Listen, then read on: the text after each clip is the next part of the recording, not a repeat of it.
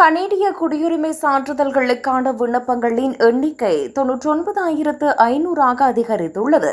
கடந்த ஒரு மாதத்தில் மட்டும் சுமார் 17,500 விண்ணப்பங்கள் கூடுதலாக குவிந்துள்ளதால் காத்திருப்பு காலம் 19 மாதங்களாக உயர்ந்துள்ளது.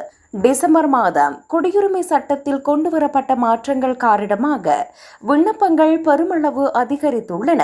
கடந்த மே மாதம் 70,400 இருந்த விண்ணப்பங்களின் எண்ணிக்கை ஜூன் மாதம் 82,000 உயர்ந்து தற்போது 1,00,000 என்ற இலக்கை நெருங்கியுள்ளது. ஜூன் மாதத்தில் குடியுரிமை சான்றிதழ்கள் மீதான மறு ஆய்வு காரணமாக புதிய விண்ணப்பங்களை இறுதி செய்யும் பணிகள் தற்காலிகமாக நிறுத்தப்பட்டிருந்தன. பில்சி 3 சட்டத்தின் கீழ் வழங்கப்பட்ட சுமார் 6,500 சான்றிதழ்கள் ஆய்வு செய்யப்பட்டன. இந்த நடைமுறையும் தாமதத்திற்கு ஒரு முக்கிய காரணமாக அமைந்தது.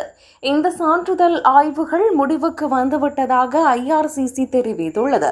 இருப்பினும் ஏற்கனவே உள்ள விண்ணப்பங்களின் எண்ணிக்கை அதிகரிப்பு மற்றும் ஆய்வு பணிகளால் ஏற்பட்ட சுமை காரணமாக காத்திருப்பு நேரம் தொடர்ந்து அதிகரித்து வருகிறது. பிப்ரவரி 2028 வரை முடிவுகள் கிடைக்க வாய்ப்பில்லை என எதிர்பார்க்கப்படுகிறது. தற்போது விண்ணப்பம் செய்வதை தள்ளி போடுவது காத்திருப்பு நேரத்தை மேலும் அதிகரிக்கவே செய்யும் என்று கூறப்படுகிறது. புதிய விண்ணப்பங்கள் ஏற்கனவே உள்ள வரிசையின் இறுதியிலேயே சேர்க்கப்படும் என்பதால் தகுதியுள்ளவர்கள் உடனடியாக தேவையான ஆவணங்களை தயார் செய்வது நல்லது.